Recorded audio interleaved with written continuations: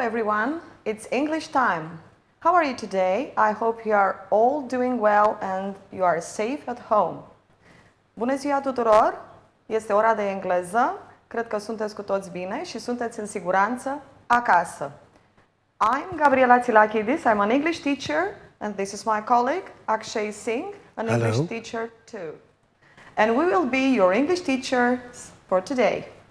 Eu sunt Gabriela Tsilakidis și domnul este colegul meu, Akshay Singh. Astăzi vom fi profesorii voștri de limbă engleză. What are we going to do today? Let's see. Quiz shows, which are very exciting. Să trecem acum la concursurile de cultură generală care sunt foarte frapante și interesante, cum ar fi Who Wants to Be a Millionaire? Okay? So, please, Akshay, tell me something about quiz shows. Have you ever taken part to a quiz show? No, Gabriela, I have never really taken part in a quiz show.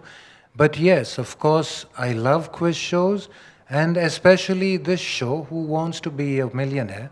I'm sure many of our audience must have seen it sometime or the other. Okay, thank you. Deci nu am participat niciodată, dar mi-aș dori și probabil că la un moment dat oricare dintre voi ar dori să ia parte la un astfel de concurs.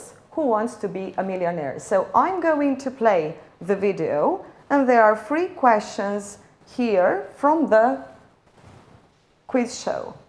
Oh, sorry. Oswald! Welcome to Millionaire. Are you ready to go today? Yes, sir. All right, I like that. I like the energy. Well, you're about to face 14 questions. The money value is growing from $500 all the way up to that $1 million. You have your 3 lifelines, and because it's Whiz Kids Week, we've added a special 4th lifeline just for you called Cut the Question.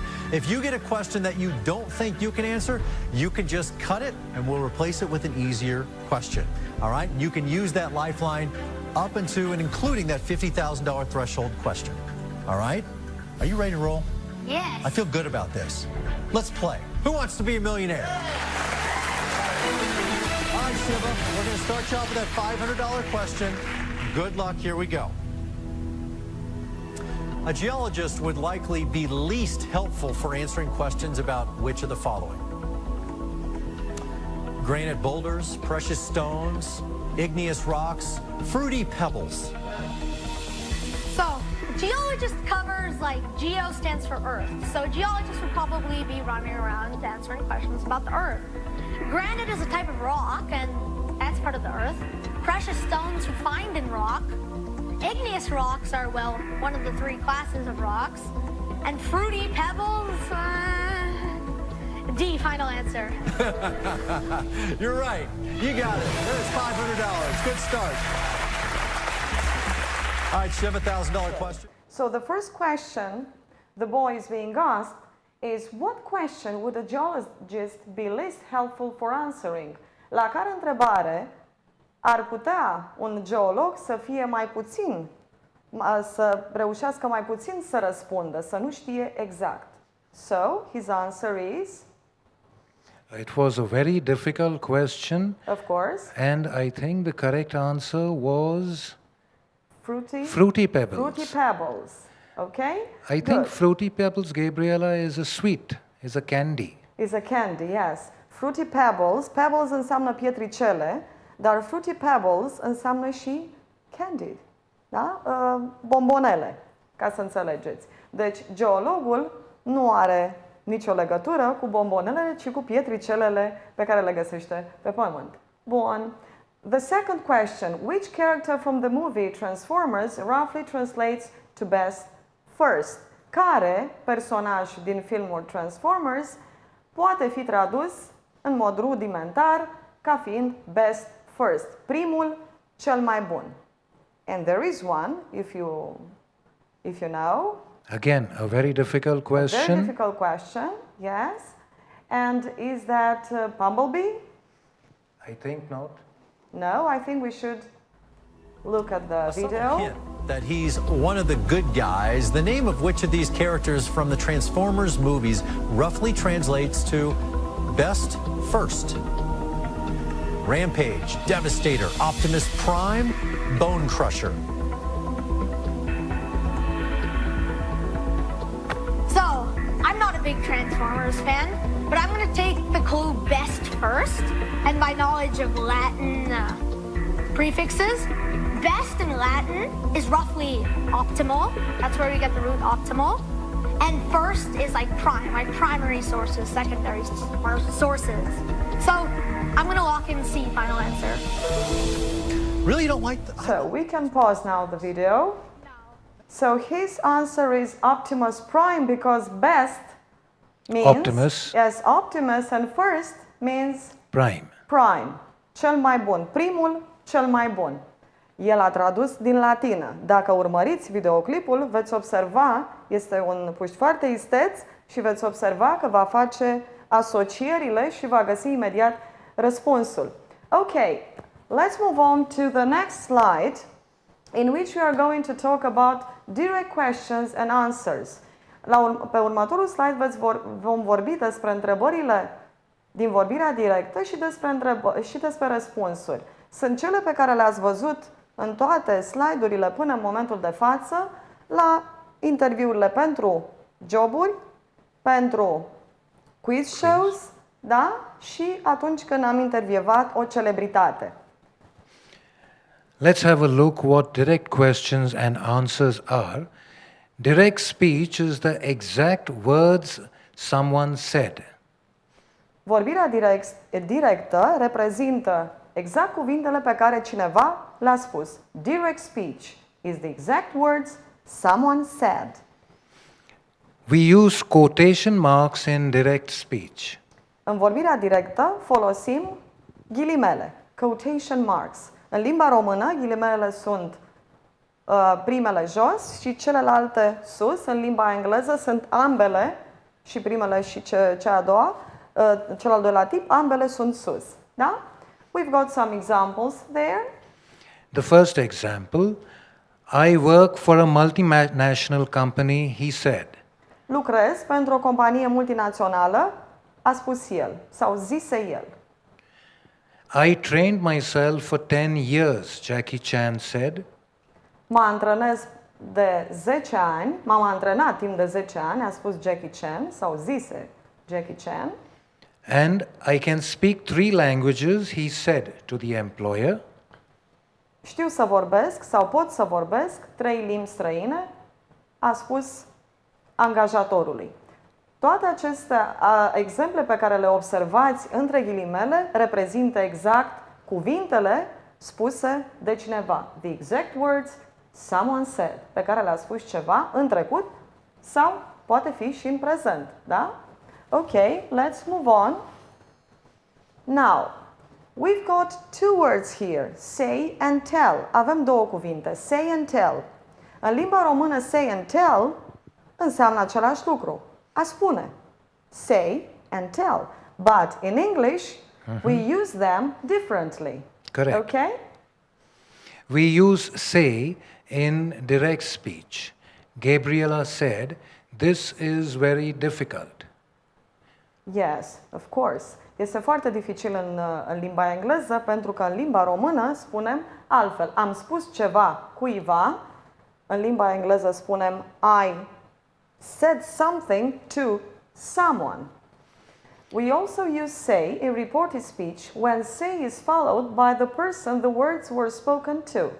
Folosim de asemenea say în vorbirea indirectă când say, cuvântul say, este urmat de persoana căreia îi se spun cuvintele. Da?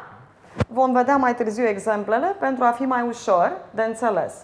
We also use tell In the reported speech, when tell is followed by the person, the words were spoken to.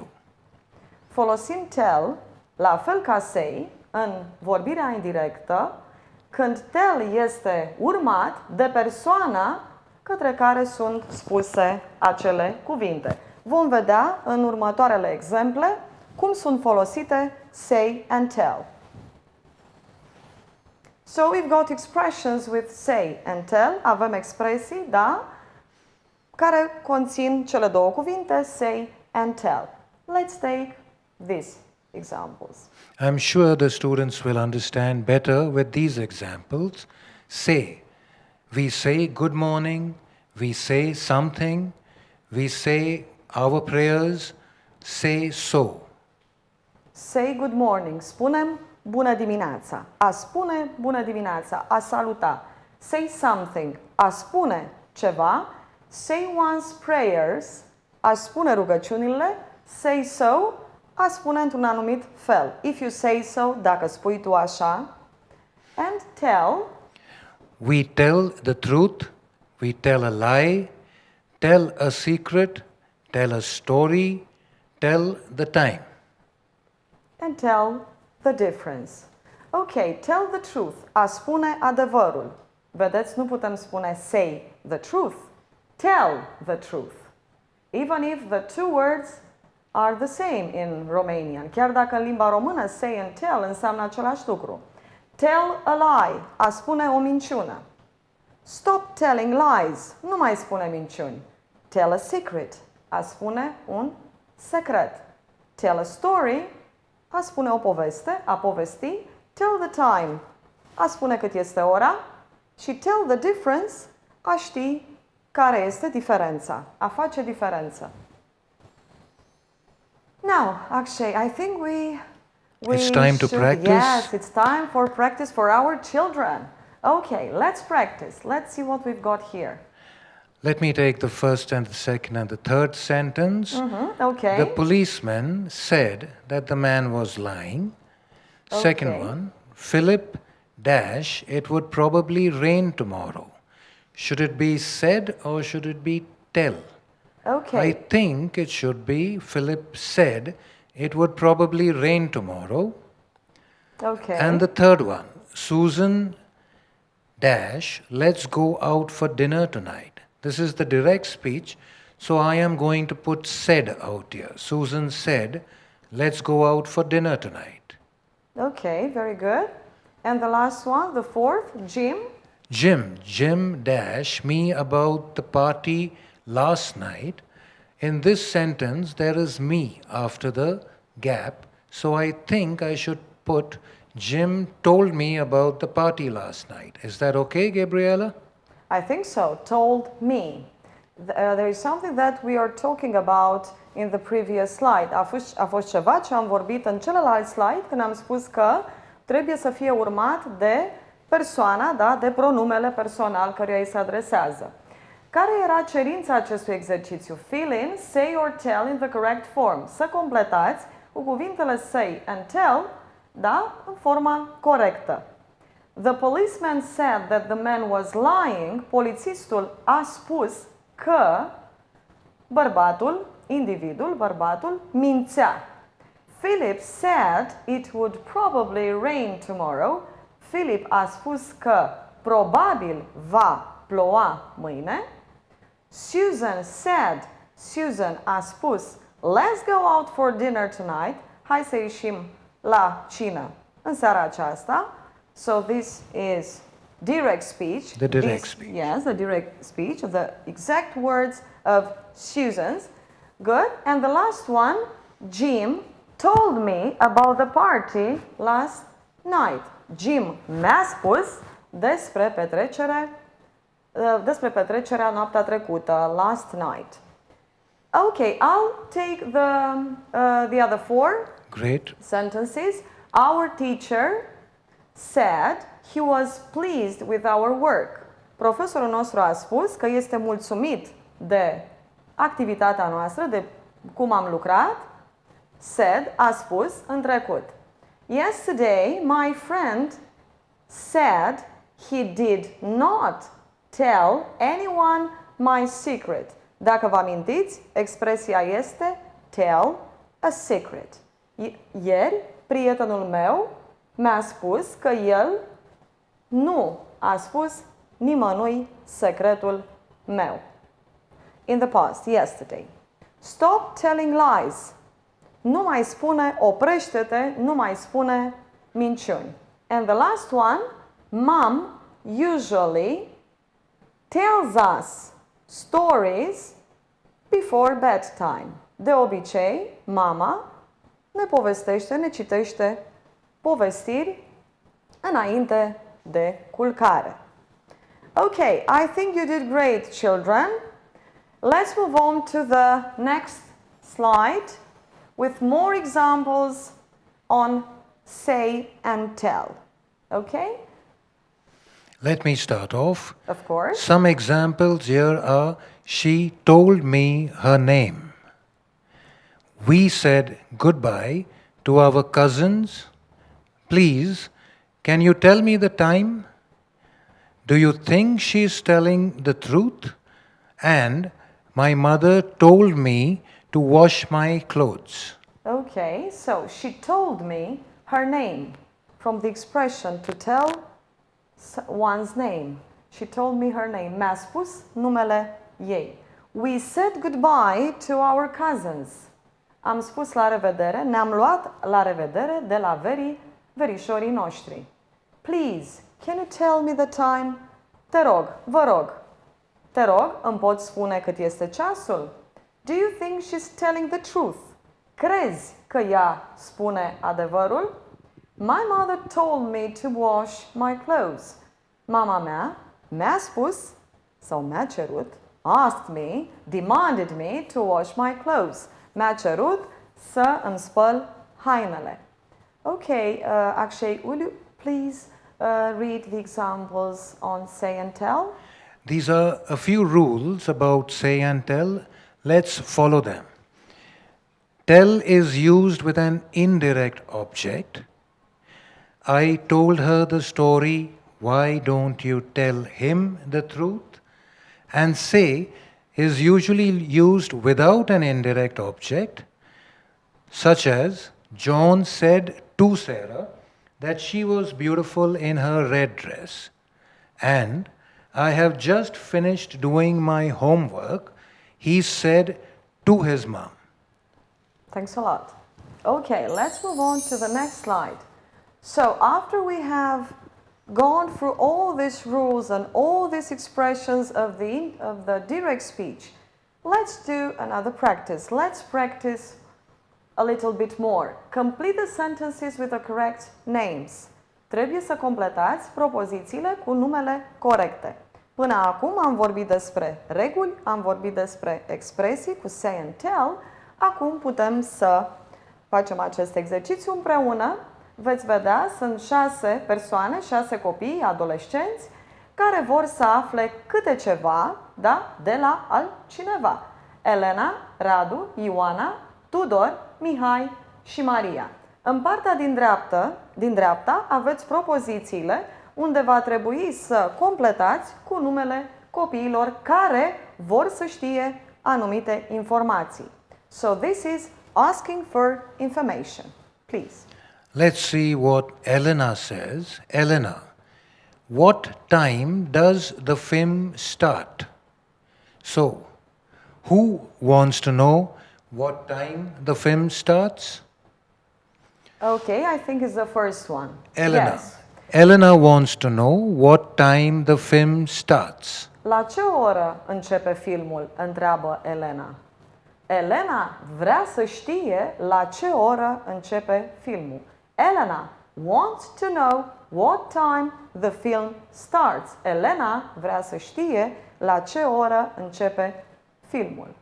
Radu, did Mr. Popescu give any homework today? What does Radu want to know? I think it's the second one. Radu wants to know whether or if Mr. Popescu gave any homework today. Ok, thanks a lot. Radu. Ce întreabă Radu? Ne-a dat domnul Popescu teme astăzi? Did Mr. Popescu give any homework today? Ne-a dat domnul Popescu teme pentru astăzi? Radu wants to know whether if Mr. Popescu gave any homework today. Radu dorește să știe dacă domnul Popescu le-a dat teme astăzi. And Ioana, have you got Elena's email address So, what does Ivana want to know? Ivana wants to know if her colleague has got Elena's email. So, number 3 should be Ivana. Correct, The correct Gabriela? one. Yes, of course, I totally agree. Sunt de acord. A treia propoziție este cea corectă. Ce dorește Ioana să știe? Have you got? Ai primit adresa Elenei, adresa de e-mail. So, have you got Elena's email address? Ioana wants to know if her colleague has got Elena's email. Ioana dorește să știe dacă colega ei are e-mailul Elenei. Theodore, when was the Battle of Waterloo? So, Theodore wants to know when the Battle of Waterloo was. I think Theodore will come at number 4. At number 4. Good. Ce vrea să știe Tudor? What does Tudor want to know? When was the Battle of Waterloo? Când a fost bătălia de la Waterloo? When was the Battle of Waterloo? So, in the fourth position, Tudor wants to know when the Battle of Waterloo was. As you can see, there is a change, and we'll talk about it a little bit later. Veți vedea că există o schimbare de la forma interogativă, de la întrebare, la forma de afirmativ. Cuvintele nu mai au aceeași ordine. So, Tudor wants to know when the Battle of Waterloo was. Vrea să știe când a fost bătălia de la Waterloo. Mihai, can I stay at Theodore's house tonight? What does Mihai want? He wants to know whether or if he can stay at Theodore's house tonight, which is number 5. Number 5. Ok, ce vrea să știe Mihai? Dacă are permisiunea, dacă poate să rămână peste noapte la Tudor acasă. Can I stay at Tudor's house tonight? Pot sta la Tudor peste noapte în seara aceasta? So, Mihai wants to know whether or if he can stay at Tudor's house tonight. Mihai dorește să știe dacă, whether, if, dacă poate să rămână peste noapte acasă la Tudor. And lastly, Maria. Is Elena going out with Radu? What does Maria want? Maria wants to know if Elena is going out with Radu at number 6. Okay, very good. Thanks a lot, Akshay. So, what does Maria want to know? Ce dorește Maria să afle? Dorește să afle dacă Elena a ieșit afară cu Radu. Is Elena going out with Radu? Sau urmează, intenționează să iasă afară cu Radu. 6. Maria wants to know if Elena is going out with Radu. Maria dorește să știe dacă se va întâlni cu Radu on a date, dacă vor ieși împreună afară. Very good, children, you did very well. Let's move on. Let's see what is the last thing, slide containing this kind of exercise. Este ultimul slide care se referă la un astfel de exercițiu folosind vorbirea directă. Da? Ce veți avea de făcut? What are you going to do? What do you have to do? Ce va trebui să faceți? Connect each pair of boxes. Va trebui să asociați, să conectați ce aveți în partea stângă, vorbirea directă, cuvintele exacte spuse de cineva, cu mesajul acelor cuvinte, da? Acestea sunt cuvintele spuse de cineva, sunt între ghilimele, iar în partea dreaptă este mesajul, nu cuvintele exacte. Let's take a sentence, for example, Akshay, shall we? Let's take the first one. Good. I don't think I will do this, she says. So, a very simple way to do it would be to say, what does she say? She says that she doesn't think she will do this. Let's have a look here. B. She says she doesn't think she will do that. even this changes to that. Very good. Ok. Haideți să vedem despre ce este vorba. Vorbirea directă. Nu cred că o voi face. Nu cred că voi face acest lucru. Spune ea la prezent. Spune ea. Teacher Akshay a găsit unde trebuie și a spus. She says she doesn't think she will do that. Acesta este mesajul cuvintelor ei. Nu sunt cuvintele ei exacte. Acest lucru vrem să scoatem în evidență. Ea spune că nu crede că va face acel lucru. Observați, există schimbări pe care le vom discuta în continuare, cum ar fi pronumele, se schimbă din I in she, from the first person singular into the third person singular, din persoana întâi singular, persoana a treia singular, da? Și vom vedea, mai sunt și alte schimbări pe parcurs. Ok, let's take the second one. They have been waiting for an answer, they say. So what are they saying? They say that they have been waiting for an answer. This one seems a bit simple. Let's see that. Yes, it's very simple, very easy. They say that they have been waiting for an answer. No changes. No changes. Deci observați că nu se schimbă, deci persoana întâi singular se schimbă în persoana a treia singular.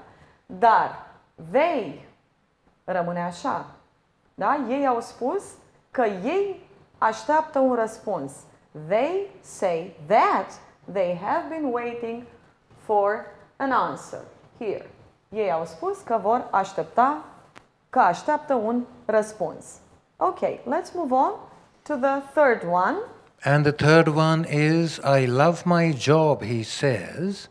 What does he say? He says that he loves his job. I think it's the first one. He says that he loves his job. Just a few changes.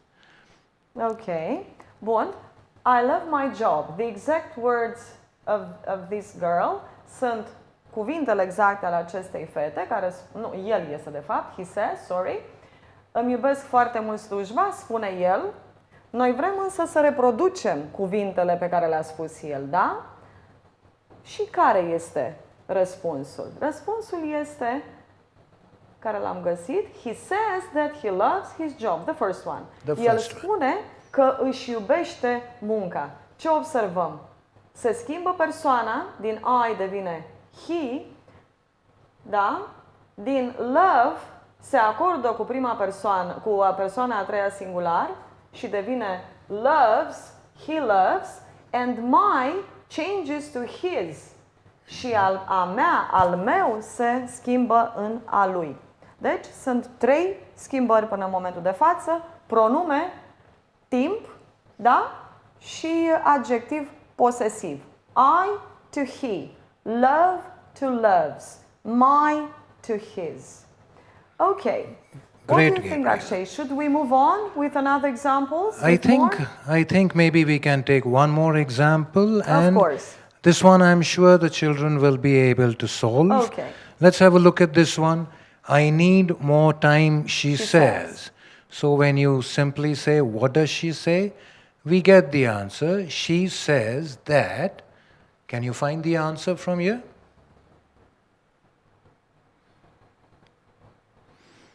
Okay, I think yes. Correct. She says that she needs more time. Okay. Deci, I need more time, she says. Am nevoie de mai mult timp, spune ea. Eu am nevoie. Sunt cuvintele ei exacte, da? I need more time, she says. Noi vrem să schimbăm, să reproducem, să spunem ce a spus doamna respectivă. She says that she needs more time. Ea spune că are nevoie de mai mult timp. Cum observăm, se schimbă persoana, pronumele personal, I, she. Se schimbă timpul, need, needs. Și cam atât, deocamdată, pentru că nu mai avem adjective posesive sau adverbe de timp. I think we can stop here with this exercise, and I think you will take it as A step further yes, to the direct and indirect. good. I think you're right, Gabriela. I think the students must be having a slight idea now about direct and indirect speech, and they should be ready now for the next class. Ok, cred că elevii trebuie să aibă o idee generală despre vorbirea directă și vorbirea indirectă. Este o inițiere în vorbirea indirectă, ca să înțelegeți, din acest motiv am pornit de la videoclipuri, da, de la job interviews and quiz shows, to get a general idea of direct speech, pentru a înțelege mai bine vorbirea directă. Okay, kids, thank you for watching, and I hope you enjoyed our presentation. And see you next time, and I hope you've learned some rules in this lesson today. Goodbye. Thank you and goodbye.